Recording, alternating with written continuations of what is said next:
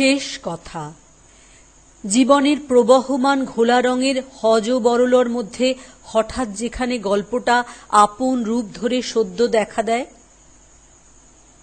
তার অনেক পূর্ব থেকেই নায়ক নায়িকারা আপন পরিচয়ের সূত্র গেঁথে আসে।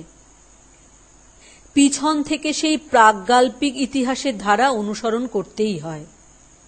তাই কিছু সময় নেব আমি যে কে সেই কথাটাকে পরিষ্কার করবার জন্যে, কিন্তু নাম ধাম ভাঁড়াতে হবে, নইলে জানাশোনা মহলে জবাবদিহি সামলাতে পারব না।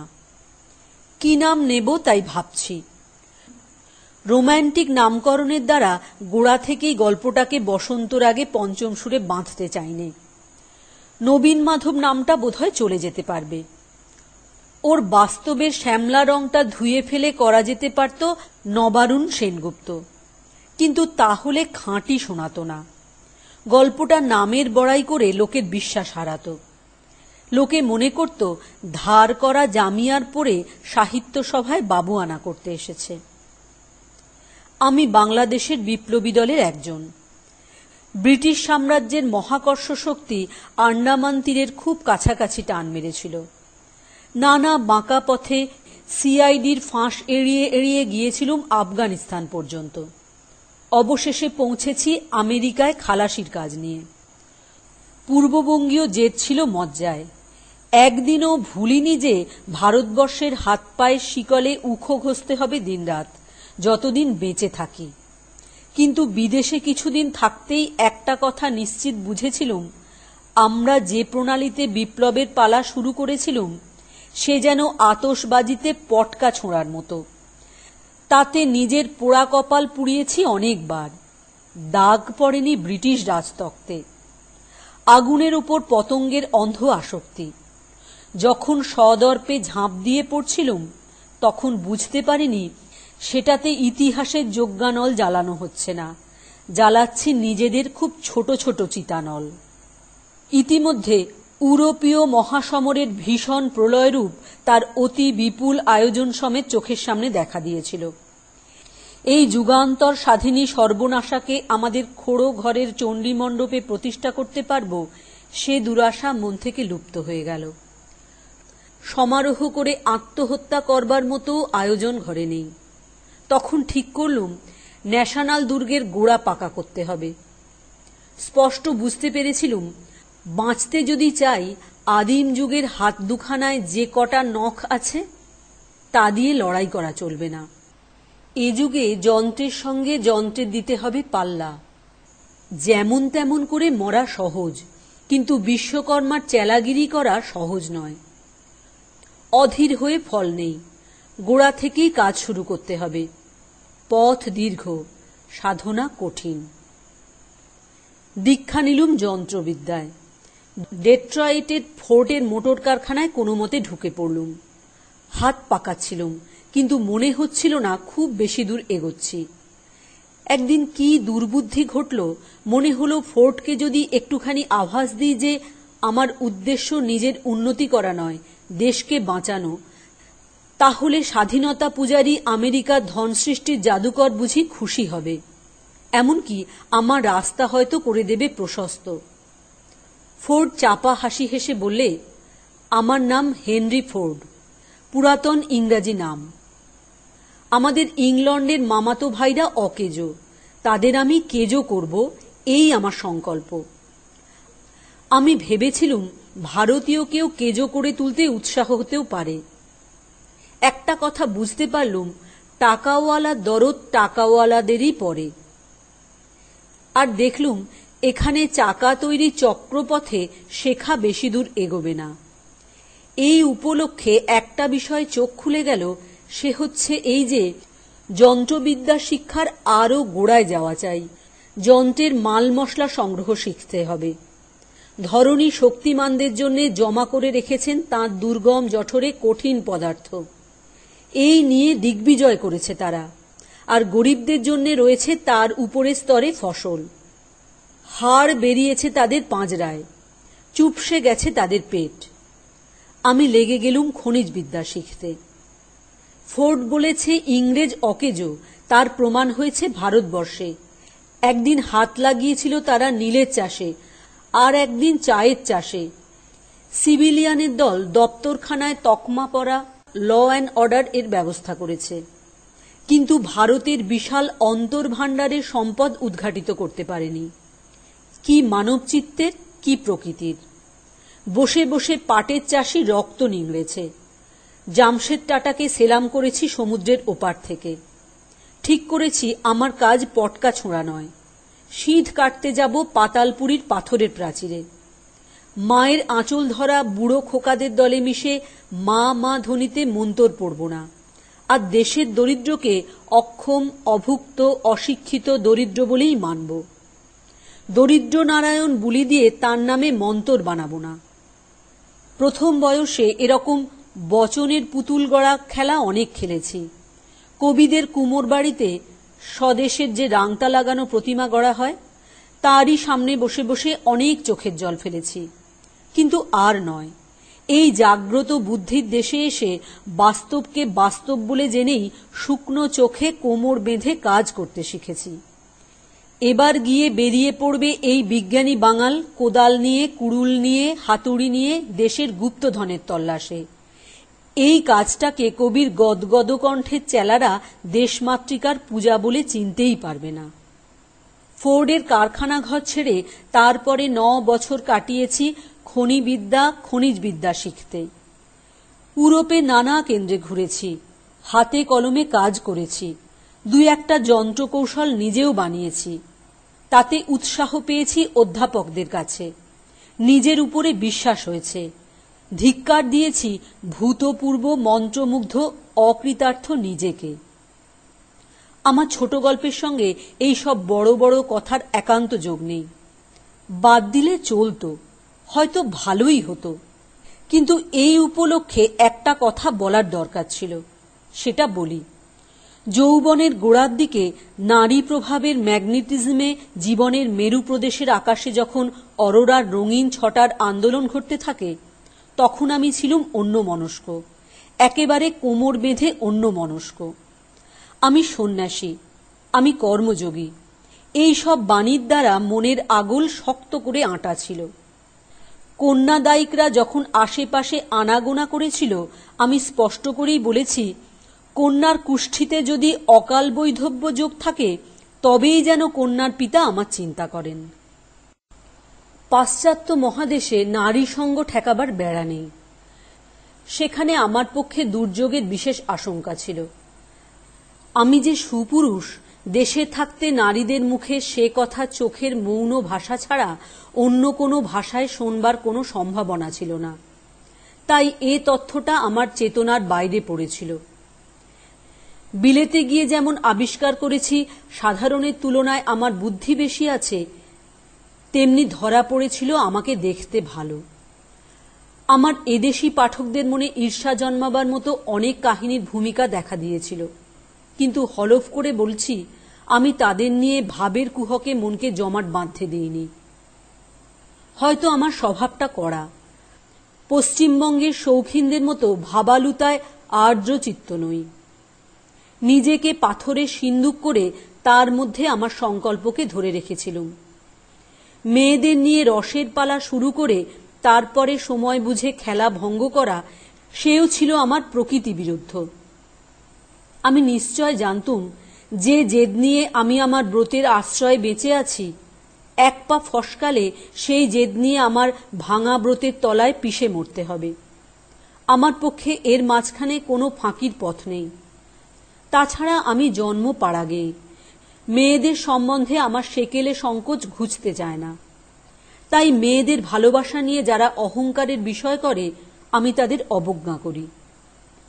বিদেশি ভালো ডিগ্রি পেয়েছিলুম, সেটা এখানে সরকারি কাজে লাগবে না জেনে ছোটনাগপুরের চন্দ্রবংশীয় এক রাজার, মনে করা যাক চন্দ্রবীর সিংহের দরবারে কাজ নিয়েছিলুম। সৌভাগ্যক্রমে তাঁর ছেলে দেবিকা প্রসাদ কিছুদিন কেমব্রিজে পড়াশুনো করেছিলেন। দৈবাৎ তাঁর সঙ্গে আমার দেখা হয়েছিল জুরিকে। সেখানে আমার খ্যাতি তাঁর কানে গিয়েছিল। তাঁকে বুঝিয়েছিলুম আমার প্ল্যান। শুনে খুব উৎসাহিত হয়ে তাঁদের স্টেটে আমাকে জিওলজিক্যাল সার্ভের কাজে লাগিয়ে দিলেন। এমন কাজ ইংরেজকে না দেওয়াতে উপরিস্তরের বায়ুমণ্ডল বিক্ষুব্ধ হয়েছিল, কিন্তু দেবিকা প্রসাদ ছিলেন ঝাঁঝালো লোক। বুড়ো রাজার মন টলমল করা সত্ত্বেও টিকে গেলুম। এখানে আসবার আগে মা আমাকে বললেন, বাবা, ভালো কাজ পেয়েছ, এইবার একটি বিয়ে করো, আমার অনেক দিনের সাধ মিটুক। আমি বললুম, অর্থাৎ কাজ মাটি করো। আমার যে কাজ তার সঙ্গে বিয়ের তাল মিলবে না। দৃঢ় সংকল্প। ব্যর্থ হল মায়ের অনুনয়। যন্ত্রতন্ত্র সমস্ত বেঁধে ছেঁধে নিয়ে চলে এলুম জঙ্গলে। এইবার আমার দেশব্যাপী কীর্তি সম্ভাবনার ভাবী দিগন্তে হঠাৎ যে একটুকু গল্প ফুটে উঠল, তাতে আলেয়ার চেহারাও আছে, আরও আছে শুকতারার। নিচের পাথরকে প্রশ্ন করে মাটির সন্ধানে বেড়াচ্ছিলুম বনে বনে। পলাশ ফুলের রাঙা রঙের মাতলামিতে তখন বিভোর আকাশ। শাল গাছে ধরেছে মঞ্জরি, মৌমাছি ঘুরে বেড়াচ্ছে ঝাঁকে ঝাঁকে। ব্যবসাদাররা মৌ সংগ্রহে লেগে গিয়েছে। কুলের পাতা থেকে জমা করছে তসরের রেশমের গুটি। সাঁওতালরা কুড়োচ্ছে পাকা মহুয়ার ফুল। ঝিরঝির শব্দে হালকা নাচের ওড়না ঘুরিয়ে চলেছিল একটি ছিপছিপে নদী। আমি তার নাম দিয়েছিলুম তনিকা। এটা কারখানার ঘর নয়, কলেজ ক্লাস নয়। এ সেই সুখতন্দ্রায় আবিল প্রদোষের রাজ্য, যেখানে একলা মন পেলে প্রকৃতি মায়াবিনী তার উপরেও রংরেজিনির কাজ করে, যেমন করে করে সূর্যাস্তের পটে। মনটাতে একটু আবেশের ঘোর লেগেছিল। মন্থর হয়ে এসেছিল কাজের চাল। নিজের উপরে বিরক্ত হয়েছিলুম। ভিতর থেকে জোর লাগাচ্ছিলুম দাঁড়ে। মনে ভাবছিলুম, ট্রপিক্যাল আবহাওয়ার মাকড়সার জালে জড়িয়ে পড়লুম বুঝি।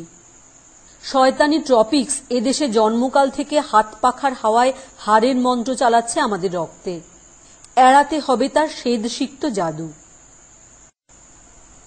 বেলা পড়ে এলো। এক জায়গায় মাঝখানে চর ফেলে দুভাগে চলে গিয়েছে নদী। সেই বালুর দ্বীপে স্তব্ধ হয়ে বসে আছে বকের দল। দিনাবসানে রোজ এই দৃশ্যটি ইঙ্গিত করত আমার কাজের বাঁক ফিরিয়ে দিতে। ঝুলিতে মাটি পাথরের নমুনা নিয়ে ফিরে চলছিলুম আমার বাংলো ঘরে। সেখানে ল্যাবরেটরিতে পরীক্ষা করতে যাব। অপরাহ্ন আর সন্ধ্যার মাঝখানে দিনের যে একটা পোড়ো জমির মতো ফালতু অংশ আছে, একলা মানুষের পক্ষে সেইটে কাটিয়ে চলা শক্ত, বিশেষত নির্জন বনে। তাই আমি ওই সময়টা রেখেছি পরখ করার কাজে। ডাইনামোতে বিজলি বাতি জ্বালাই। কেমিক্যাল নিয়ে, মাইক্রোস্কোপ নিয়ে, নিত্যি নিয়ে বসি। এক একদিন রাত দুপুর পেরিয়ে যায়। আজ আমার সন্ধানে এক জায়গায় ম্যাঙ্গানিজের লক্ষণ যেন ধরা পড়েছিল। তাই দ্রুত উৎসাহে চলেছিলুম। কাকগুলো মাথার উপর দিয়ে গেরুয়া রঙের আকাশে কা কা শব্দে চলেছিল বাসায়। এমন সময় হঠাৎ বাধা পড়ল আমার কাজে ফেরায়। 5টি শালগাছের বুহ ছিল বনের পথে একটা ঢিবির উপরে।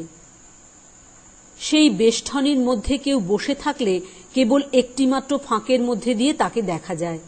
হঠাৎ চোখ এড়িয়ে যাবারই কথা। সেদিন মেঘের মধ্যে আশ্চর্য একটা দীপ্তি ফেটে পড়েছিল। বনে সেই ফাঁকটাতে ছায়ার ভিতরে রাঙা আলো যেন দিগঙ্গনার গাঁট ছেঁড়া সোনার মুঠোর মতো ছড়িয়ে পড়েছে। ঠিক সেই আলোর পথে বসে আছে মেয়েটি। গাছের গুঁড়িতে হেলান দিয়ে পা দুটি বুকের কাছে গুটিয়ে এক মনে লিখছে একটি ডায়েরির খাতা নিয়ে। এক মুহূর্তে আমার কাছে প্রকাশ পেল একটি অপূর্ব বিস্ময়। জীবনে এরকম দৈবাৎ ঘটে। পূর্ণিমার বান ডেকে আসার মতো বক্ষতটে ধাক্কা দিতে লাগলো জোয়ারের ঢেউ। গাছের গুঁড়ির আড়ালে দাঁড়িয়ে চেয়ে রইলুম। একটা আশ্চর্য ছবি চিহ্নিত হতে লাগলো মনের চিরস্মরণীয়াগারে। আমার বিস্তৃত অভিজ্ঞতার পথে অনেক অপ্রত্যাশিত মনোহরের দরজায় ঠেকেছে মন। পাশ কাটিয়ে চলে গেছি। আজ মনে হলো জীবনের একটা কোন চরমের সংস্পর্শে এসে পৌঁছলুম। এমন করে ভাবা, এমন করে বলা আমার একেবারে অভ্যস্ত নয়। যে আঘাতে মানুষের নিজের অজানা একটা অপূর্ব স্বরূপ ছিটকিনি খুলে অবারিত হয়, সেই আঘাত আমাকে লাগলো কি করে? বরাবর জানি আমি পাহাড়ের মতো খটখটে, নিরেট। ভিতর থেকে উছলে পড়ল ঝর্ণা। একটা কিছু বলতে ইচ্ছে করছিল, কিন্তু মানুষের সঙ্গে সবচেয়ে বড় আলাপের প্রথম কথাটি কি হতে পারে ভেবে পাইনি। সে হচ্ছে খ্রিস্টীয় পুরাণের প্রথম সৃষ্টির বাণী। আলো জাগুক, অব্যক্ত হয়ে যাক ব্যক্ত। এক সময় মনে হলো মেয়েটি, ওর আসল নাম পরে জেনেছি, কিন্তু সেটা ব্যবহার করব না। ওকে নাম দিলুম অচিরা। মানে কি? মানে এই, যার প্রকাশ হতে বিলম্ব হয় না, বিদ্যুতের মতো। রইল ওই নাম। মুখ দেখে মনে হলো অচিরা জানতে পেরেছে কে একজন আড়ালে দাঁড়িয়ে আছে। উপস্থিতির একটা নীরব ধ্বনি আছে বুঝি। লেখা বন্ধ করেছে, অথচ উঠতে পারছে না। পলায়নটা পাছে বড্ড বেশি স্পষ্ট হয়। একবার ভাবলুম বলি, মাপ করুন। কি মাপ করা? কি অপরাধ? কি বলবো তাকে? একটু তফাতে গিয়ে বিলিতি বেঁটে কোদাল নিয়ে মাটিতে খোঁচা মারবার ভান করলুম। ঝুলিতে একটা কি পুরলুম, সেটা অত্যন্ত বাজে। তারপরে ঝুঁকে পড়ে মাটিতে বিজ্ঞানী দৃষ্টি চালনা করতে করতে চলে গেলুম। কিন্তু নিশ্চয় মনে জানি, যাকে ভোলাবার চেষ্টা করেছিলুম তিনি ভোলেননি। মুগ্ধ পুরুষচিত্তে দুর্বলতার আরও অনেক প্রমাণ তিনি আরও অনেকবার পেয়েছেন, সন্দেহ নেই। আশা করলুম আমার বেলায় এটা তিনি মনে মনে উপভোগ করেছেন। এর চেয়ে বেড়া আর অল্প একটু যদি ডিঙোতুম, তাহলে কি হতো কি জানি। রাগতেন না রাগের ভান করতেন? অত্যন্ত চঞ্চল মন নিয়ে চলেছি আমার বাংলো ঘরের পথে। এমন সময় আমার চোখে পড়ল 2 টুকরায় ছিন্ন করা একখানা চিঠির খাম। এটাকে জিওলজিক্যাল নমুনা বলে না, তবু তুলে দেখলুম। নামটা ভবতোষ মজুমদার, ICS। ঠিকানা ছাপড়া, মেয়েলি হাতে লেখা। টিকিট লাগানো আছে, তাতে ডাকঘরের ছাপ নেই। যেন কুমারীর দ্বিধা। আমার বিজ্ঞানী বুদ্ধি স্পষ্ট বুঝতে পারলুম এই ছেঁড়া চিঠির খামের মধ্যে একটা ট্র্যাজেডির ক্ষতচিহ্ন আছে। পৃথিবীর ছেঁড়া স্তর থেকে তার বিপ্লবের ইতিহাস বের করা আমাদের কাজ। সেই আমার সন্ধানপটু হাত এই ছেঁড়া খামের রহস্য আবিষ্কার করতে সংকল্প করলে। ইতিমধ্যে ভাবছি নিজের অন্তঃকরণের রহস্য অভূতপূর্ব। একটা বিশেষ অবস্থার সংস্পর্শে তার ভাবখানা কি যে একটা নতুন আকারে দানা বেঁধে দেখা দেয়, এবারে তার পরিচয়ে বিস্মিত হয়েছি। এতদিন যে মনটা নানা কঠিন অধ্যবসায় নিয়ে শহরে শহরে জীবনের লক্ষ্য সন্ধানে ঘুরেছে, তাকে স্পষ্ট করে চিনেছিলুম। ভেবেছিলুম সেই আমার সত্যকার স্বভাব। তার আচরণের ধ্রুবত্ব সম্বন্ধে আমি হলফ করতে পারতুম। কিন্তু তার মধ্যে বুদ্ধি শাসনের বহির্ভূত যে একটা মূঢ় লুকিয়েছিল, তাকে এই প্রথম দেখা গেল। ধরা পড়ে গেল আরণ্যক, যে যুক্তি মানে না, যে মোহ মানে। বনের একটা মায়া আছে, গাছপালার নিঃশব্দ চক্রান্ত, আদিম প্রাণের মন্ত্রধ্বনি। দিনে দুপুরে ঝাঁঝা করে তার উদাত্ত সুর, রাতে দুপুরে মন্দ্র গম্ভীর ধ্বনি গুঞ্জন করতে থাকে জীব চেতনায়। আদিম প্রাণের গূঢ় প্রেরণায় বুদ্ধিকে দেয় আবিষ্ট করে। জিওলজি চর্চার মধ্যেই ভিতরে ভিতরে এই আরণ্যক মায়ার কাজ চলছিল।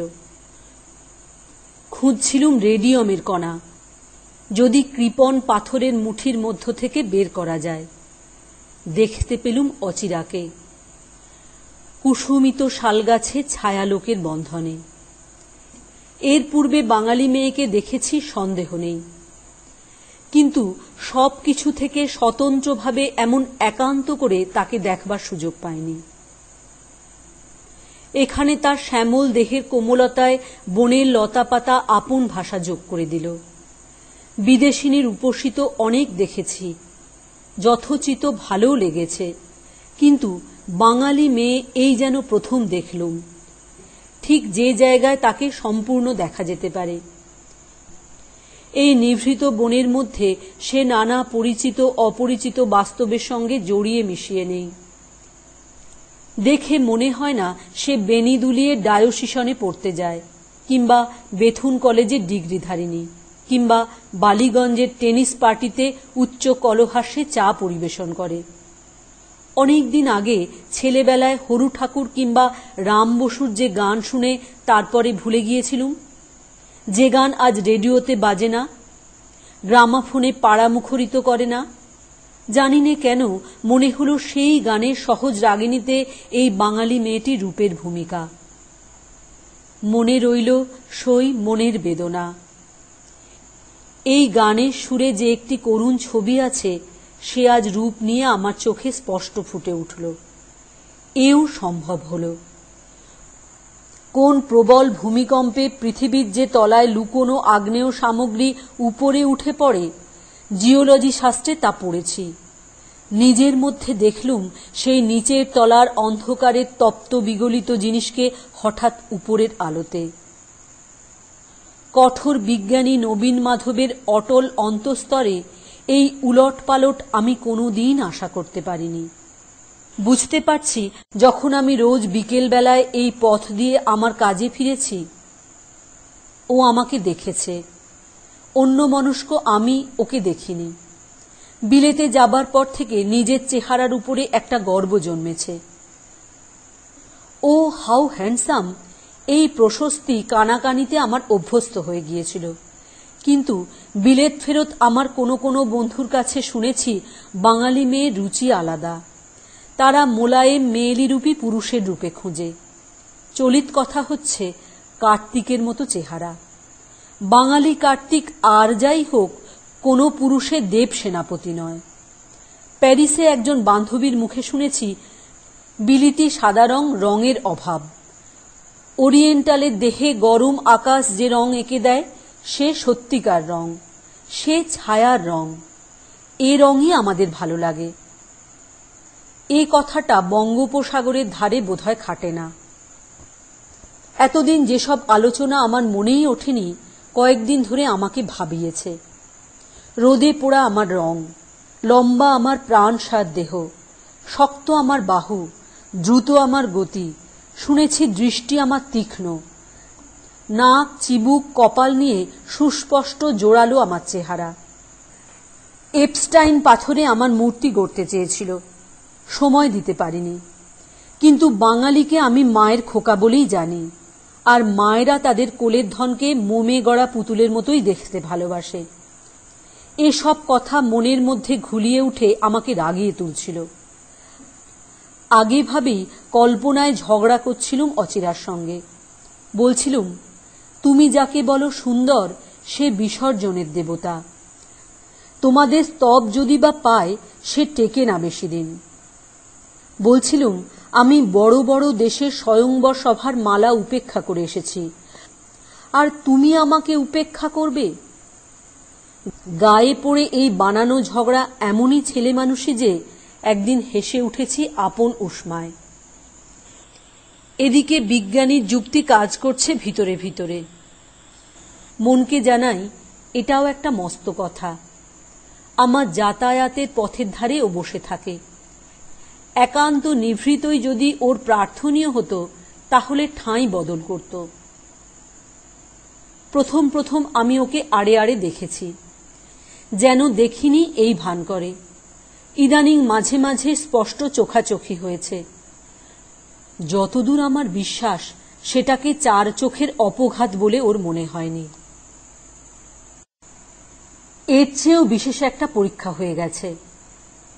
এর আগে দিনের বেলায় মাটি পাথরের কাজ সাঙ্গ করে দিনের শেষে ওই পঞ্চবটির পথ দিয়ে একবার মাত্র যেতেন বাসার দিকে। সম্প্রতি যাতায়াতের পুনরাবৃত্তি হতে আরম্ভ হয়েছে। এই ঘটনাটা যে জিওলজি সম্পর্কিত নয়, সে কথা বোঝবার মতো বয়স হয়েছে অচিরার। আমারও সাহস ক্রমশ বেড়ে চলল যখন দেখলুম এই সুস্পষ্ট ভাবের আভাসেও তরুণীকে স্থানচ্যুত করতে পারল না। একদিন হঠাৎ পিছন ফিরে দেখেছি অচিরা আমার তিরোগমনের দিকে চেয়ে আছে। আমি ফিরতেই তাড়াতাড়ি ডায়ারির দিকে চোখ নামিয়ে নিয়েছে। সন্দেহ হলো ওর ডায়ারির লেখার ধারায় আগেকার মতো বেগ নেই। আমার বিজ্ঞানী বুদ্ধিতে মনোরহস্যের আলোচনা জেগে উঠল। বুঝেছি সে কোনো এক পুরুষের জন্য তপস্যার ব্রত নিয়েছে। তার নাম ভবতোষ। সে ছাপড়ায় অ্যাসিস্ট্যান্ট ম্যাজিস্ট্রেটি করছে বিলেত থেকে ফিরে এসেই। তার পূর্বে দেশে থাকতে এদের দুজনের প্রণয় ছিল গভীর। কাজ নেবার মুখেই একটা আকস্মিক বিপ্লব ঘটেছে। ব্যাপারটা কি খবর নিতে হবে। শক্ত হলো না, কেননা পাটনা বিশ্ববিদ্যালয়ে আমার কেমব্রিজে সতীর্থ আছে বঙ্কিম। ডাকে চিঠি লিখে পাঠালুম। বেহার সিভিল সার্ভিসে আছে ভবতোষ। কন্যাকর্তাদের মহলে জনশ্রুতি শোনা যায় লোকটি সৎপাত্র। আমার কোনো বন্ধু আমাকে তার মেয়ের জন্য ওই লোকটিকে প্রাজাপতিক ফাঁদে ফেলতে সাহায্য করতে অনুরোধ করেছেন। রাস্তা পরিষ্কার আছে কিনা আদ্যন্ত খবর নিয়ে তুমি যদি আমাকে জানাও কৃতজ্ঞ হব। লোকটির মতিগতি কিরকম তাও জানতে চাই। উত্তর এলো, রাস্তা বন্ধ। আর মতিগতি সম্বন্ধে এখনো যদি কৌতূহল বাকি থাকে তবে শোনো। কলেজে পড়বার সময় আমি ছাত্র ছিলুম ডাক্তার অনিল কুমার সরকারের। অ্যালফাবেটের অনেকগুলি অক্ষর জোড়া তাঁর নাম। যেমন তাঁর অসাধারণ পাণ্ডিত্য, তেমনি ছেলে মানুষের মতো তাঁর সরলতা। একমাত্র সংসারের আলো তাঁর নাতনিটিকে যদি দেখো তাহলে মনে হবে সাধনায় খুশি হয়ে সরস্বতী কেবল যে আবির্ভূত হয়েছেন তাঁর বুদ্ধিলোকে তা নয়, রূপ নিয়ে এসেছেন তাঁর কোলে। ওই শয়তান ভবতোষ ঢুকল ওঁর স্বর্গলোকে। বুদ্ধি তার তীক্ষ্ণ, বচন তার অনর্গল। প্রথমে ভুললেন অধ্যাপক, তারপরে ভুলল তাঁর নাতনি। ওদের অসহ্য অন্তরঙ্গতা দেখে আমার হাত নিষ্পিস করত। কিছু বলবার পথ ছিল না। বিবাহ সম্বন্ধ পাকাপাকি স্থির হয়ে গিয়েছিল। কেবল অপেক্ষা ছিল বিলেত গিয়ে সিভিল সার্ভিসে উত্তীর্ণ হয়ে আসার। তার পাথেও আর খরচ জুগিয়েছেন অধ্যাপক। লোকটা সর্দির ধাত ছিল। বোধির ভগবানের কাছে আমরা দুবেলা প্রার্থনা করেছি বিবাহের পূর্বে লোকটা যেন নুমোনিয়া হয়ে মরে। কিন্তু মরেনি, পাশ করেছে। করেই ইন্ডিয়া গভর্নমেন্টের উচ্চপদস্থ একজন মুরব্বীর মেয়েকে বিয়ে করেছে। লজ্জায় ক্ষোভে নিজের কাজ ছেড়ে দিয়ে মর্মাহত মেয়েটিকে নিয়ে অধ্যাপক কোথায় যে অন্তর্ধান করেছেন তার খবর রেখে যাননি। চিঠিখানা পড়লুম। দৃঢ় সংকল্প করলুম এই মেয়েটিকে তার লজ্জা থেকে, অবসাদ থেকে উদ্ধার করব। ইতিমধ্যে অচিরার সঙ্গে কোনো রকম করে একটা কথা আরম্ভ করবার জন্য মন ছটফট করতে লাগল। যদি বিজ্ঞানী না হয়ে হতুম সাহিত্যরসিক, কিংবা বাঙাল না হয়ে যদি হতুম পশ্চিমবঙ্গের আধুনিক, তাহলে নিশ্চয় মুখে কথা বাঁধত না। কিন্তু বাঙালি মেয়েকে ভয় করি, চিনি নে বলে বোধ হয়। একটা ধারণা ছিল হিন্দু নারী অজানা পরপুরুষ মাত্রের কাছে একান্তই অনধিগম্য। খামোকা কথা কইতে যদি যাই তাহলে ওর রক্তে লাগবে অসুচিতা। সংস্কার জিনিসটা এমনই অন্ধ। এখানে কাজে যোগ দেবার পূর্বে কিছুদিন তো কলকাতায় কাটিয়ে এসেছি। আত্মীয় বন্ধু মহলে দেখে এলুম সিনেমা মঞ্চ পথবর্তিনী রং মাখানো বাঙালি মেয়ে, যারা জাত বান্ধবী। তাদের কথা। কিন্তু অচিরার কোনো পরিচয় না পেয়েই মনে হলো ও আর এক জাতের। একালের বাইরে আছে দাঁড়িয়ে নির্মল আত্মমর্যাদায়, স্পর্শ ভীরু মেয়ে। মনে মনে কেবলই ভাবছি প্রথম একটি কথা শুরু করব কি করে। এই সময়ে কাছাকাছি দুই একটা ডাকাতি হয়ে গিয়েছিল। মনে হলো এই উপলক্ষে অচিরাকে বলি, রাজাকে বলে আপনার জন্য পাহারার বন্দোবস্ত করে দিই। ইংরেজ মেয়ে হলে হয়তো এই গায়ে পড়া আনুকূল্যকে স্পর্ধা মনে করত, মাথা মাকিয়ে বলতো সে ভাবনা আমার, কিন্তু এই বাঙালির মেয়ে যে কিভাবে কথাটা নেবে আমার সে অভিজ্ঞতা নেই। দীর্ঘকাল বাংলার বাইরে থেকে আমার মনের অভ্যাস অনেকখানি জড়িয়ে গেছে বিলিতি সংস্কারে। দিনের আলো প্রায় শেষ হয়ে এসেছে। এইবার অচিরার ঘরে ফেরার সময়, কিংবা ওর দাদা মশাই এসে ওকে বেড়াতে নিয়ে যাবেন। এমন সময় একজন হিন্দুস্থানি গোয়ার এসে অচিরার হাত থেকে হঠাৎ তার ব্যাগ আর ডায়ারিটা ছিনিয়ে নিয়ে চলে যাচ্ছিল। আমি সেই মুহূর্তেই বনের আড়াল থেকে বেরিয়ে এসে বললুম, কোনো ভয় নেই আপনার। এই বলে ছুটে সেই লোকটার ঘাড়ের উপর গিয়ে ঝাঁপিয়ে পড়তেই সে ব্যাগ আর খাতা ফেলে দৌড় মারলে। আমি লুঠের ধন নিয়ে এসে অচিরাকে দিলুম। অচিরা বললে, ভাগ্যিস আপনি। আমি বললুম, আমার কথা বলবেন না, ভাগ্যিস ও লোকটা এসেছিল। তার মানে ওরই সাহায্যে আপনার সঙ্গে প্রথম কথাটা হয়ে গেল। এতদিন কিছুতেই ভেবে পাচ্ছিলুম না কি যে বলি। কিন্তু ও যে ডাকাত। না, ও ডাকাত নয়, ও আমার বরকন্দাজ। অচিরা মুখে তার খয়েরি রঙের আঁচল তুলে ধরে খিলখিল করে হেসে উঠল। কি মিষ্টি তার ধ্বনি, যেন ঝর্ণার স্রোতে নুড়ি সুরওয়ালা শব্দ। হাসি থামতেই বললে, কিন্তু সত্যি হলে খুব মজা হতো। মজা হতো কার পক্ষে? যাকে নিয়ে ডাকাতি তার পক্ষে। এই রকম যে একটা গল্প পড়েছি। তারপরে উদ্ধারকর্তার কি হতো? তাকে বাড়ি নিয়ে গিয়ে চা খাইয়ে দিতুম। আর এই ফাঁকি উদ্ধারকর্তার কি হবে? তার তো আর কিছুতে দরকার নেই। সে তো আলাপ করবার প্রথম কথাটা চেয়েছিল, পেয়েছে দ্বিতীয়, তৃতীয়, চতুর্থ, পঞ্চম কথা। গণিতের সংখ্যাগুলো হঠাৎ ফুরোবে না তো? কেন ফুরোবে? আচ্ছা, আপনি হলে আমাকে প্রথম কথা কি বলতেন? আমি হলে বলতুম, রাস্তায় ঘাটে কতকগুলো নুড়ি কুড়িয়ে কুড়িয়ে কি ছেলে মানুষই করছেন। আপনার কি বয়স হয়নি? কেন বলেননি? ভয় করেছিল। ভয়? আমাকে ভয়? আপনি যে বড় লোক, দাদুর কাছে শুনেছি। তিনি যে আপনার লেখা প্রবন্ধ বিলিতি কাগজে পড়েছিলেন। তিনি যা পড়েন আমাকে বোঝাতে চেষ্টা করেন। এটাও করেছিলেন? হ্যাঁ, করেছিলেন। কিন্তু লাটিন নামের পাহারার ঘটা দেখে জোড়হাত করে বলেছিলুম, দাদু এটা থাক, বরঞ্চ তোমার কোয়ান্টাম থিওরির বইখানা নিয়ে আসি। সেটা বুঝি আপনি বুঝতে পারেন? কিছু মাত্র না, কিন্তু দাদুর একটা বদ্ধ সংস্কার আছে, সবাই সবকিছুই বুঝতে পারে। তাঁর সে বিশ্বাস ভাঙতে আমার ভালো লাগে না। তাঁর আর একটা আশ্চর্য ধারণা আছে, মেয়েদের সহজ বুদ্ধি পুরুষের চেয়ে অনেক বেশি তীক্ষ্ণ। তাই ভয়ে ভয়ে আছি, এইবার নিশ্চয়ই টাইম স্পেস এর জোড় মেলানো সম্বন্ধে ব্যাখ্যা আমাকে শুনতে হবে। আসল কথা, মেয়েদের উপর তাঁর করুণার অন্ত নেই। দিদিমা যখন বেঁচে ছিলেন, বড় বড় কথা পারলেই তিনি মুখ বন্ধ করে দিতেন।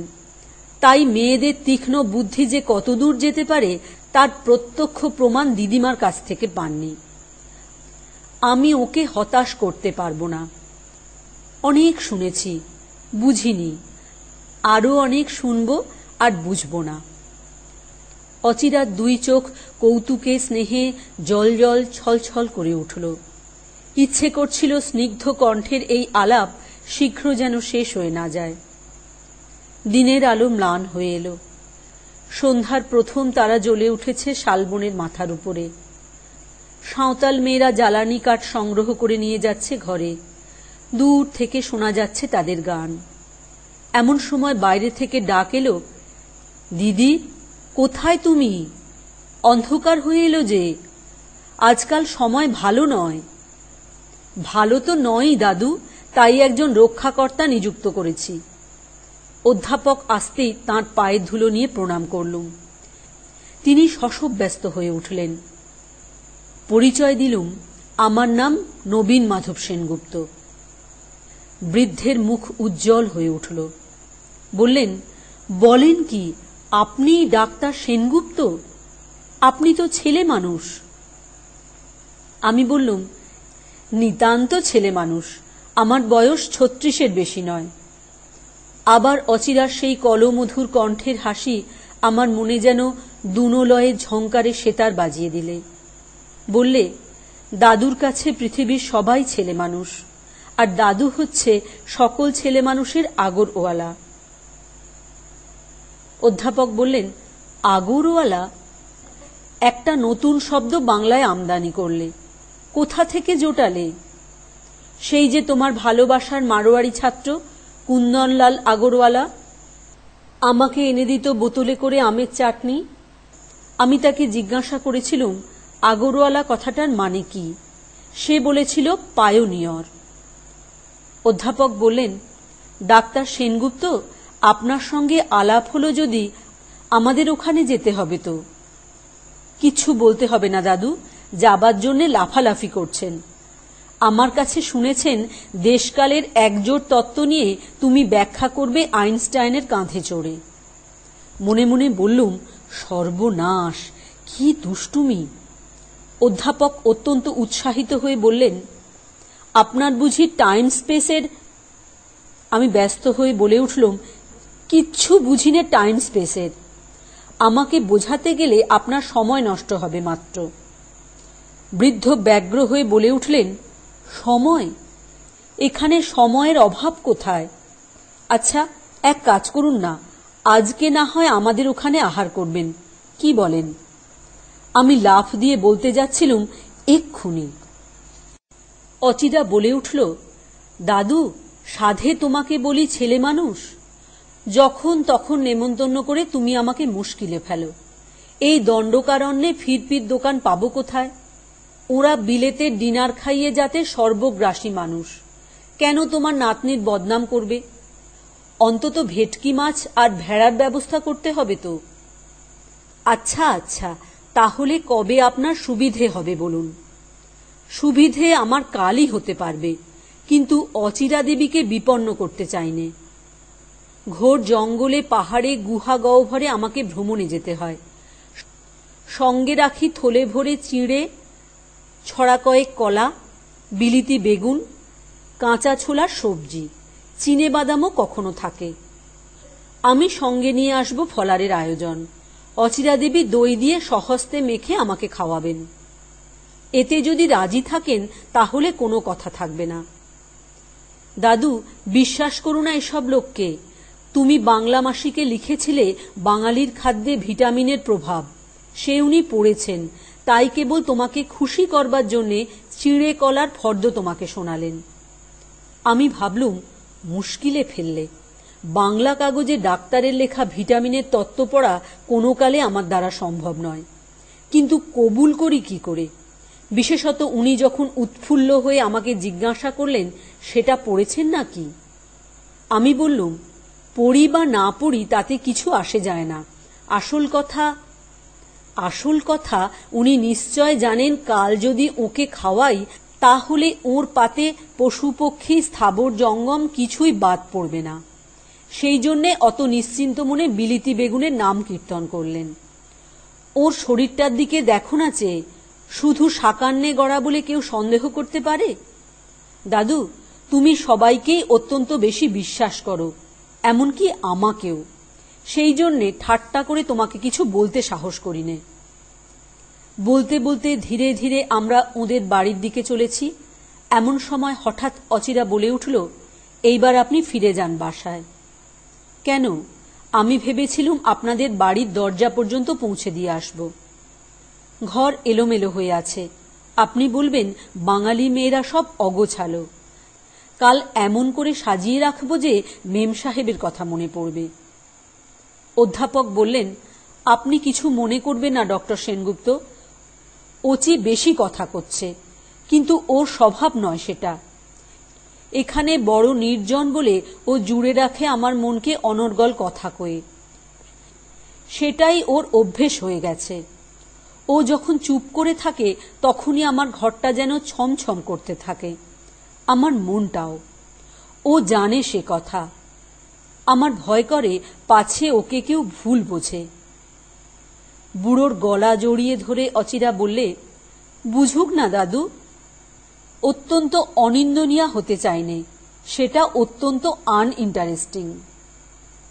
অধ্যাপক সগর্বে বলে উঠলেন, জানেন সেনগুপ্ত, আমার দিদি কিন্তু কথা কইতে জানে, অমন আমি কাউকে দেখিনি। তুমি আমার মতো কাউকে দেখনি দাদু, আমিও কাউকে দেখিনি তোমার মতো।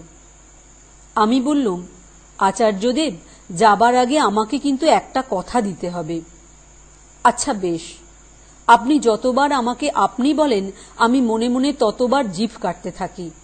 আমাকে তুমি যদি বলেন তাহলে সেটাতেই যথার্থ আপনার স্নেহে সম্মান পাব।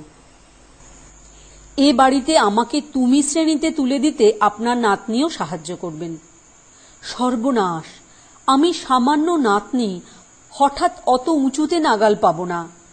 আপনি বড় লোক। আমি বলি আর কিছুদিন যাক, যদি ভুলতে পারি আপনার ডিগ্রিধারী রূপ, তাহলে সবই সম্ভব হবে। কিন্তু দাদুর কথা স্বতন্ত্র। এখনই শুরু করো। দাদু বলো তো, তুমি কাল খেতে এসো। দিদি যদি মাছের ঝোলে নুন বেশি দিয়ে ফেলে তাহলে ভালো মানুষের মতো সহ্য করো। বলো, বাহ কি চমৎকার, পাতে আরো একটু দিতে হবে। অধ্যাপক সস্নেহে আমার কাঁধে হাত দিয়ে বললেন, ভাই, আর কিছুকাল আগে যদি আমার দিদিকে দেখতে তাহলে বুঝতে পারতে আসলেও লাজুক। সেই জন্যে ও যখন আলাপ করা কর্তব্য মনে করে তখন জোর করতে গিয়ে কথা বেশি হয়ে পড়ে। দেখেছেন ডক্টর সেনগুপ্ত, দাদু আমাকে কিরকম মধুর করে শাসন করেন, যেন ইক্ষুদণ্ড দিয়ে। অনায়াসে বলতে পারতেন, তুমি বড় মুখরা, তোমার প্রগল্ভতা অত্যন্ত অসহ্য। আপনি কিন্তু আমাকে ডিফেন্ড করবেন। কি বলবেন বলুন না। আপনার মুখের সামনে বলবো না। বেশি কঠোর হবে? আপনি জানেন আমার মনের কথা। তাহলে থাক, এখন বাড়ি যান। একটা কথা বাকি আছে। কাল আপনাদের ওখানে যে নেমন্তন্ন, সে আমার নতুন নামকরণের। কাল থেকে নবীন মাধব নাম থেকে লোপ পাবে ডাক্তার সেনগুপ্ত। সূর্যের কাছে আনাগোনা করতে গিয়ে ধূমকেতুর যেমন লেজটা যায় উড়ে, মুন্ডুটা থাকে বাকি। তাহলে নাম কর্তন বলুন, নামকরণ বলছেন কেন? আচ্ছা তাই সই। এইখানে শেষ হলো আমার প্রথম বড়দিন। বার্ধক্যের কি প্রশান্ত সৌন্দর্য, কি সৌম্য মূর্তি। চোখ দুটি যেন আশীর্বাদ করছে। হাতে একটি পালিশ করা লাঠি, গলায় শুভ্র পাট করা চাদর, ধুতি যত্নে কোঁচানো, গায়ে তসরের জামা, মাথায় শুভ্র চুল বিরল হয়ে এসেছে, কিন্তু পরিপাটি করে আঁচড়ানো। স্পষ্ট বোঝা যায় এর সাজসজ্জায়, এর দিনযাত্রায় নাতনির হাতের শিল্পকার্য। ইনি যে অতি লালনের অত্যাচার সহ্য করেন, সে কেবল এই মেয়েটিকে খুশি রাখবার জন্যে। আমার বৈজ্ঞানিক খবরকে ছাড়িয়ে উঠল এদের খবর নেওয়া। অধ্যাপকের নাম ব্যবহার করব অনিল কুমার সরকার। গত জেনারেশনের কেমব্রিজ ইউনিভার্সিটির পিএইচডি দলের একজন। মাস কয়েক আগে একটি ঔপনাগরিক কলেজের অধ্যক্ষতা ত্যাগ করে এখানকার স্টেটের একটা পরিত্যক্ত ডাকবাংলো ভাড়া নিয়ে নিজের খরচে সেটা বাসযোগ্য করেছেন। এইটে হলো ইতিহাসের খসড়া। বাকিটুকু বঙ্কিমে চিঠি থেকে মিলিয়ে নেওয়া যেতে পারে। আমার গল্পের আদিপর্ব শেষ হয়ে গেল। ছোট গল্পের আদি ও অন্তে বেশি ব্যবধান থাকে না। জিনিসটাকে ফলিয়ে বলবার লোভ করব না। ওর স্বভাব নষ্ট করতে চাইনে। অচিরার সঙ্গে স্পষ্ট কথা বলার যুগ এলো সংক্ষেপেই। সেদিন চড়িভাতি হয়েছিল তনিকা নদীর তীরে। অধ্যাপক ছেলে মানুষের মতো হঠাৎ আমাকে জিজ্ঞাসা করে বসলেন, নবীন, তোমার কি বিবাহ হয়েছে? প্রশ্নটা এতই সুস্পষ্ট ভাবব্যঞ্জক যে আর কেউ হলে ওটা চেপে যেত। আমি উত্তর করলুম, না, এখনো তো হয়নি। অচিরার কাছে কোনো কথাই এড়ায় না। সে বললে, দাদু, ওই এখনো শব্দটা সংশয়গ্রস্ত কন্যাকর্তাদের মনকে সান্ত্বনা দেবার জন্যে। ওর কোনো যথার্থ মানে নেই। একেবারে মানে যে নেই এ কথা নিশ্চিত স্থির করলেন কি করে? এটা গণিতের প্রবলেম। তাও হাইয়ার ম্যাথমেটিক্স বলে যা বোঝায় তা নয়। পূর্বেই শোনা গেছে আপনি 36 বছরের ছেলে মানুষ। হিসেব করে দেখলুম এর মধ্যে আপনার মা অন্তত 5-7 বার আপনাকে বলেছেন, বাবা ঘরে বউ আনতে চাই। আপনি বলেছেন তার আগে চাই লোহার সিন্দুকে টাকা আনতে। মা চোখের জল মুছে চুপ করে রইলেন। তারপরে ইতিমধ্যে আপনার আর সব হয়েছে, কেবল ফাঁসি ছিল বাকি। শেষকালে এখনকার রাজ সরকারে যখন মোটা মাইনের পদ জুটল, মা আবার বললেন, বাবা এবার বিয়ে করতে হবে, আমার আর কদিন বা সময় আছে। আপনি বললেন, আমার জীবন আর আমার সায়েন্স এক, সে আমি দেশকে উৎসর্গ করব, আমি কোনোদিন বিয়ে করব না। হতাশ হয়ে আবার তিনি চোখের জল মুছে বসে আছেন। আপনার 36 বছর বয়সের গণিতফল গণনা করতে আমার গণনায় ভুল হয়েছে কিনা বলুন, সত্যি করে বলুন। এ মেয়ের সঙ্গে অনবধানে কথা কওয়া বিপজ্জনক। কিছুদিন আগেই একটা ব্যাপার ঘটেছিল। প্রসঙ্গক্রমে অচিরা আমাকে বলেছিল, আমাদের দেশে মেয়েদের আপনারা পান সংসারের সঙ্গিনী রূপে। সংসারে যাদের দরকার নেই, এদেশের মেয়েরাও তাদের কাছে অনাবশ্যক। কিন্তু বিলেতে যারা বিজ্ঞানে তপস্বী, তাদের তো উপযুক্ত তপস্বিনী জোটে, যেমন ছিল অধ্যাপক কুরির সহধর্মিণী ম্যাডাম কুরি। সেরকম কোনো মেয়ে আপনি সে দেশে থাকতে পাননি? মনে পড়ে গেল ক্যাথারিনের কথা। একসঙ্গে কাজ করেছি লন্ডনে থাকতে।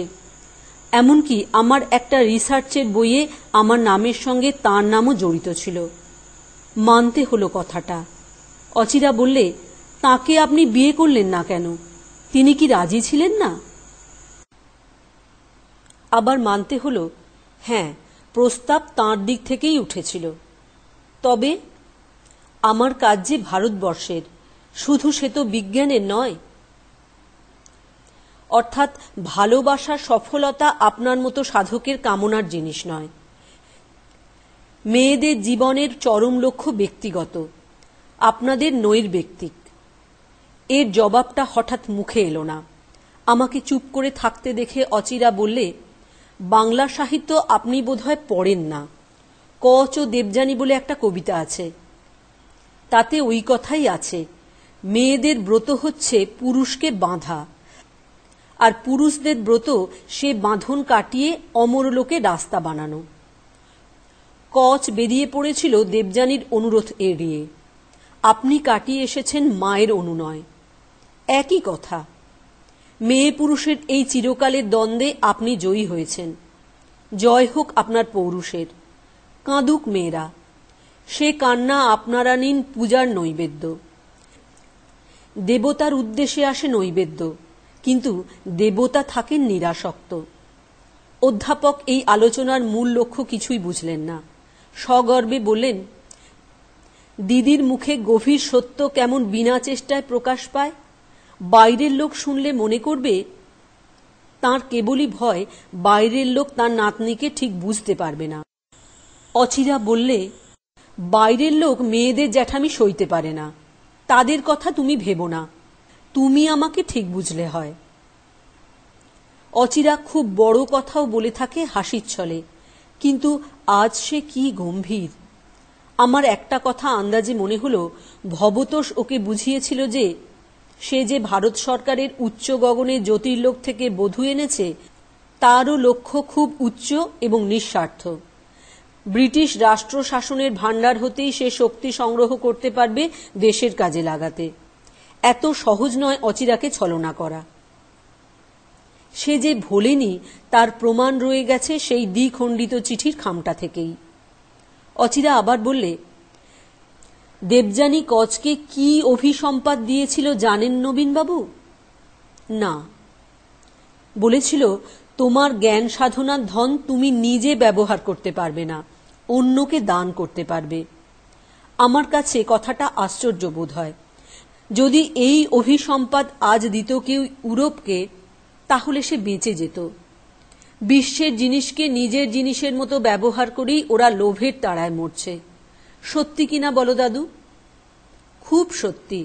কিন্তু আশ্চর্য এই, এত কথা তুমি কি করে ভাবলে? নিজ গুণে একটুও নয়, ঠিক এই রকম কথা তোমার কাছে অনেকবার শুনেছি। তোমার একটা মহৎ গুণ আছে, ভোলানাথ তুমি, কখন কি বলো সমস্ত ভুলে যাও। চোরাই মালের উপর নিজের ছাপ লাগিয়ে দিতে ভয় থাকে না। আমি বললুম, চুরি বিদ্যা বড় বিদ্যা। বিদ্যায় বলো, রাষ্ট্রেই বলো, বড় বড় সম্রাট বড় বড় চোর। আসল কথা তারাই ছিঁচকে চোর ছাপ মারবার পূর্বেই যারা ধরা পড়ে। অচিরা বললে, ওর কত ছাত্র ওর মুখের কথা খাতায় টুকে নিয়ে বই লিখে নাম করেছে। উনি তাদের লেখা পড়ে আশ্চর্য হয়ে প্রশংসা করেন, জানতেই পারেন না নিজের প্রশংসা নিজেই করছেন। আমার ভাগ্যে এ প্রশংসা প্রায়ই জোটে। নবীনবাবুকে জিজ্ঞাসা করলেই উনি কবুল করবেন আমার অরিজিনালিটির কথা খাতায় লিখতে শুরু করেছেন, যে খাতায় তাম্রপ্রস্তর যুগের নোট রাখেন। মনে আছে দাদু, অনেক দিনের কথা, যখন কলেজে ছিলে, আমাকে কচ ও দেবযানীর কবিতা শুনিয়েছিলে। সেই দিন থেকে আমি পুরুষের উচ্চ গৌরব মনে মনে মেনেছি, কখনো মুখে স্বীকার করিনে। কিন্তু দিদি, আমার কোনো কথায় আমি মেয়েদের গৌরবের লাঘব করিনি। তুমি করবে? তুমি যে মেয়েদের অন্ধ ভক্ত। তোমার মুখে স্তবগান শুনে মনে মনে হাসি। মেয়েরা নির্লজ্জ হয়ে সব মেনে নেয়। সস্তায় প্রশংসা আত্মসাৎ করা ওদের অভ্যেস হয়ে গেছে। সেদিন এই যে কথাবার্তা হয়ে গেল, এ নেহাত হাস্যালাপ নয়, এর মধ্যে ছিল যুদ্ধের সূচনা। অচিরার স্বভাবের দুটো দিক ছিল, আর তার ছিল দুটো আশ্রয়। এক ছিল তাদের নিজেদের বাড়ি, আর ছিল এই পঞ্চবটী। ওর সঙ্গে যখন আমার বেশ সহজ সম্বন্ধ হয়ে এসেছে, তখন স্থির করেছিলুম ওই পঞ্চবটীর নেভৃতে হাসি কৌতুকের ছলে আমার জীবনের সদ্য সংকটের কথা কোনো রকম করে তুলব এবং নিষ্পত্তির দিকে নিয়ে যাব।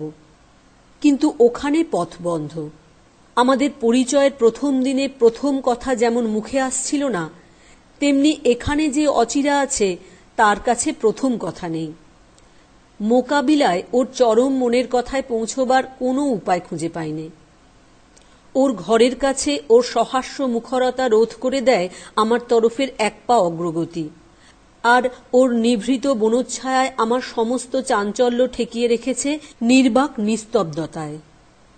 কোনো কোনো দিন ওদের ওখানে চায়ের নিমন্ত্রণ সভার কোনো এক সীমানায় মন খোলবার সুযোগ পাওয়া যায়।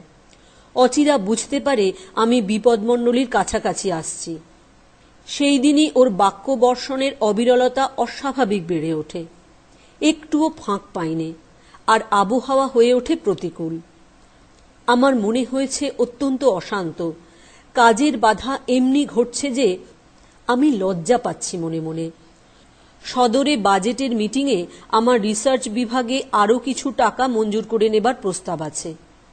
তারই সমর্থন রিপোর্ট অর্ধেকের বেশি লেখা হয়নি। ইতিমধ্যে ক্রোচের এস্থেটিক্স সম্বন্ধে আলোচনা রোজ কিছুদিন ধরে শুনে আসছি।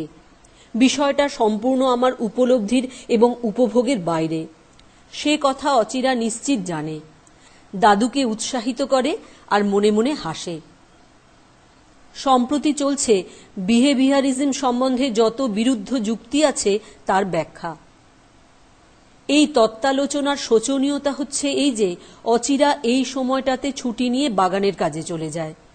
বলে, এসব তর্ক পূর্বেই শুনেছি।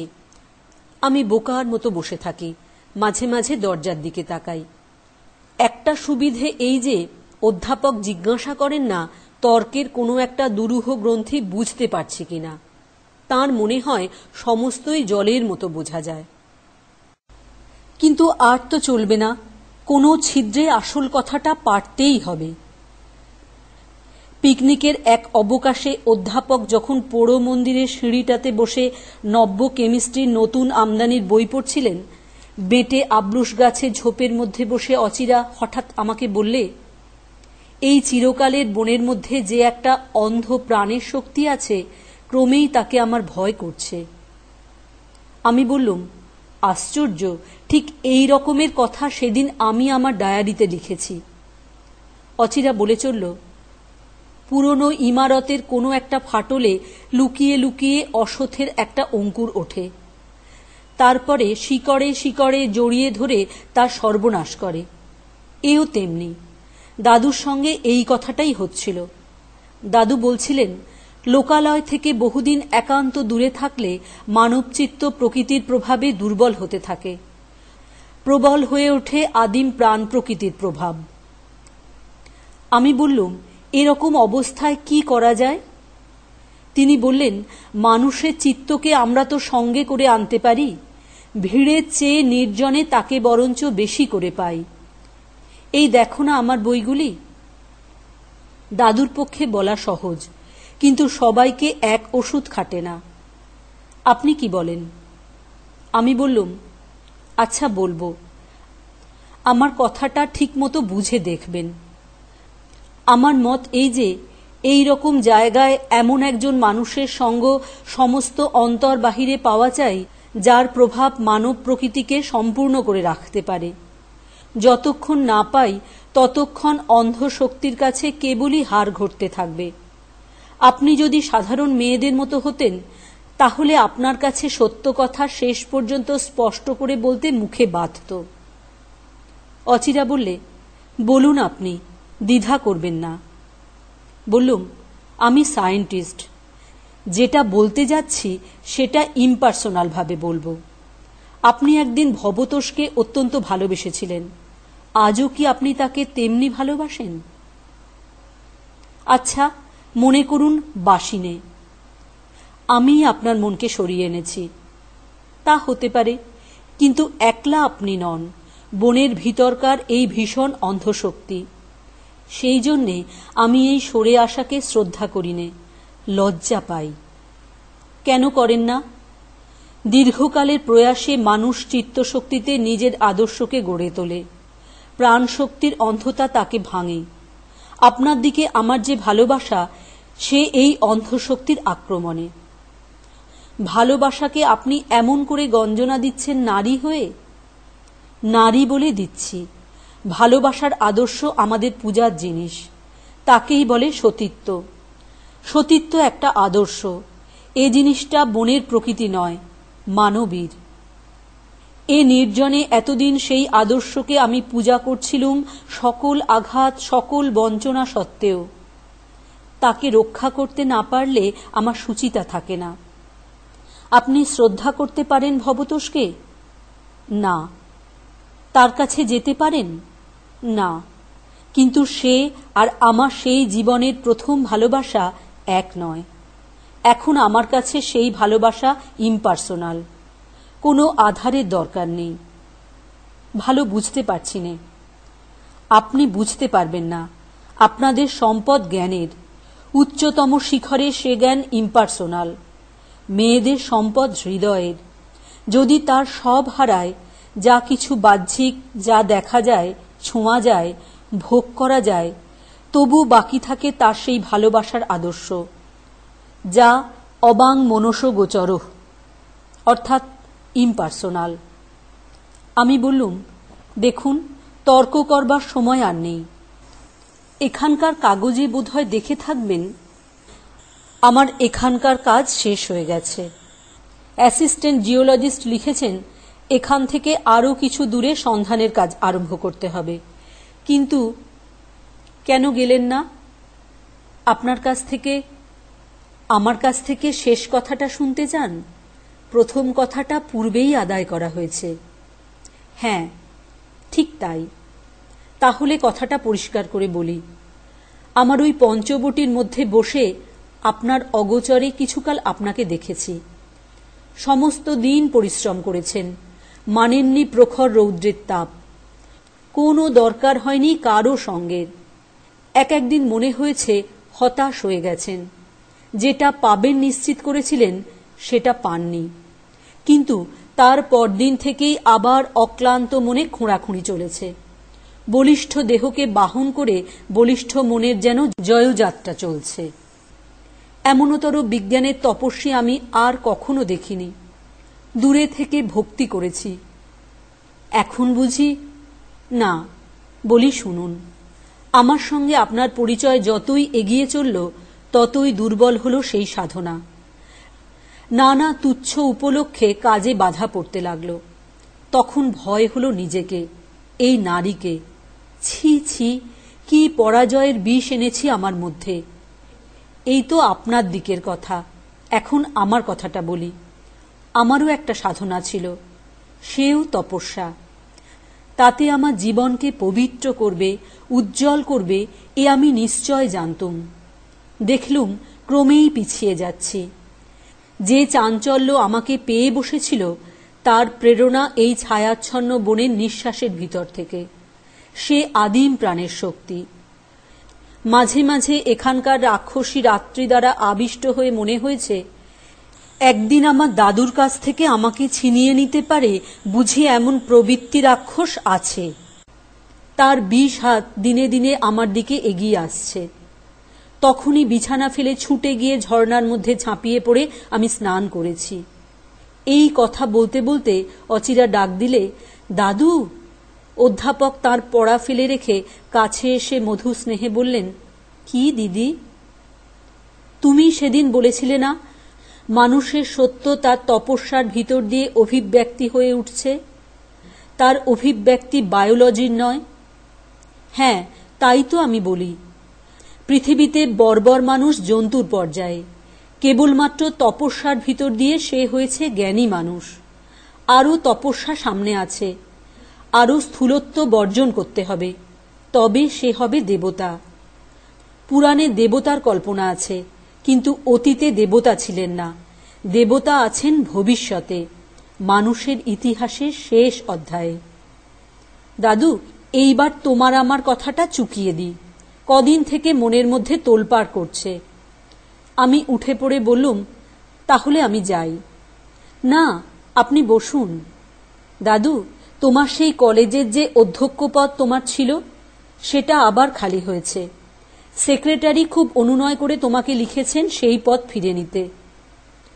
তুমি আমাকে সব চিঠি দেখাও, কেবল এই চিঠিটাই দেখাওনি। তাতেই তোমার দুরভিসন্ধি সন্দেহ করে ওই চিঠিটা চুরি করে দেখেছি। আমারই অন্যায় হয়েছিল। কিচ্ছু অন্যায় হয়নি। আমি তোমাকে টেনে এনেছি তোমার আসন থেকে, আমরা কেবল নামিয়ে আনতেই আছি। কি বলছো দিদি?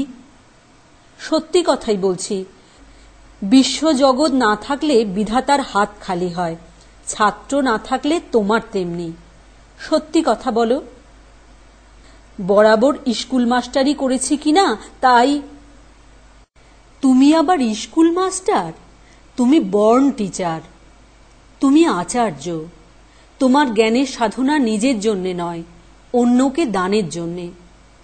দেখেননি নবীনবাবু, মাথায় একটা আইডিয়া এলে আমাকে নিয়ে পড়েন, দয়া মায়া থাকে না। 12 আনা বুঝতে পারিনে, নইলে আপনাকে নিয়ে বসেন, সে আরও শোচনীয় হয়ে ওঠে। আপনার মন যে কোন দিকে বুঝতেই পারেন না, ভাবেন বিশুদ্ধ জ্ঞানের দিকে। দাদু, ছাত্র তোমার নিতান্তই চাই, কিন্তু বাছাই করে নিতে ভুলো না। অধ্যাপক বললেন, ছাত্রই তো শিক্ষককে বাছাই করে, গরজ তো তারই। আচ্ছা, সে কথা পরে হবে। সম্প্রতি আমার চৈতন্য হয়েছে, যিনি শিক্ষক তাঁকে গ্রন্থকীট করে তুলছি। এমনি করে তপস্যা ভাঙি নিজের অন্ধ গরজে। সে কাজ তোমাকে নিতে হবে, এখনই যেতে হবে সেখানে ফিরে। অধ্যাপক হতবুদ্ধির মতো অচিরার মুখের দিকে চেয়ে রইলেন। অচিরা বললে, ও বুঝেছি, তুমি ভাবছ আমার কি গতি হবে? আমার গতি তুমি। ভোলানাথ, আমাকে যদি তোমার পছন্দ না হয় তাহলে দিদিমা দি সেকেন্ডের আমদানি করতে হবে। তোমার লাইব্রেরি বেচে তার গয়না বানিয়ে দেবে, আমি দেব লম্বা দৌড়। অত্যন্ত অহংকার না বাড়লে এ কথা তোমাকে মানতেই হবে, আমাকে না হলে একদিনও তোমার চলে না। আমার অনুপস্থিতিতে 15ই আশ্বিনকে 15ই অক্টোবর বলে তোমার ধারণা হয়। যেদিন বাড়িতে তোমার সহযোগী অধ্যাপকের নিমন্ত্রণ, সেই দিনই লাইব্রেরি ঘরে দরজা বন্ধ করে নিদারুণ একটা ইকুয়েশন কষতে লেগে যাও। গাড়িতে চড়ে ড্রাইভারকে যে ঠিকানা দাও সে ঠিকানায় আজও বাড়ি তৈরি হয়নি। নবীনবাবু মনে করছেন আমি অত্যুক্তি করছি। আমি বললুম, একেবারেই না, কিছুদিন তো ওকে দেখেছি, তার থেকেই অসন্দিগ্ধ বুঝেছি আপনি যা বলছেন তা খাঁটি সত্য। আজ এত অলক্ষণে কথা তোমার মুখ দিয়ে বেরুচ্ছে কেন? জানো নবীন, এইরকম যা তা বলবার উপসর্গ ওর সম্প্রতি দেখা দিয়েছে। সব লক্ষণ শান্ত হয়ে যাবে, তুমি চলো দেখি তোমার কাজে। নারী আবার ফিরে আসবে, থামবে প্রলাপ বকুনি। অধ্যাপক আমার দিকে চেয়ে বললেন, তোমার কি পরামর্শ নবীন? উনি পণ্ডিত মানুষ বলেই জিওলজিস্টের বুদ্ধির পরে ওর এত শ্রদ্ধা। আমি একটুক্ষণ স্তব্ধ থেকে বললুম, অচিরা দেবীর চেয়ে সত্য পরামর্শ আপনাকে কেউ দিতে পারবে না। অচিরা উঠে দাঁড়িয়ে পা ছুঁয়ে আমাকে প্রণাম করলে। আমি সংকুচিত হয়ে পিছু হটে গেলুম। অচিরা বললে, সংকোচ করবেন না, আপনার তুলনায় আমি কেউ নই।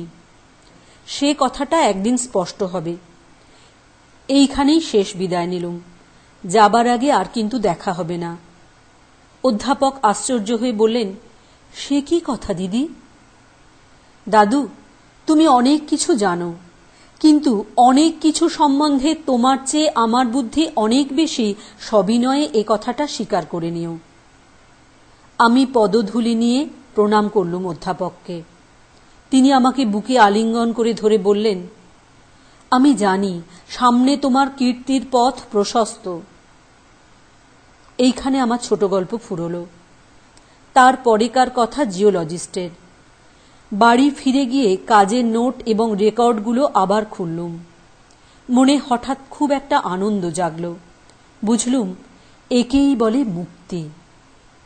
সন্ধ্যাবেলায় দিনের কাজ শেষ করে বারান্দায় এসে বোধ হলো খাঁচা থেকে বেরিয়ে এসেছে পাখি, কিন্তু পায়ে আছে এক টুকরো শিকল। নড়তে চড়তে সেটা বাজে।